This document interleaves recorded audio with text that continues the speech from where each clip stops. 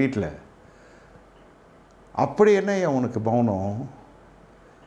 இதே அபிகாயில்கிட்ட போய் பேசுவேன், அப்னோவாம் கிட்ட போய் பேசுவேன். அது யார் கூட வந்த பாவம்? அந்த அப்னோவாம். அபிகாயிலுக்கு தெரிஞ்ச பெண் அது. அதை மறுமணி ஆட்டாகிற அளவுக்கு அந்த ஒரு டாக்கு இருக்குது. மற்ற அந்த புறத்து நிரப்புற தாக்கு இருக்குது, இந்த புறத்தை நிரப்புற டாக்கு இருக்குது. அந்த பேசுகிற கிருபை ஞானம்லாம் இருக்குது.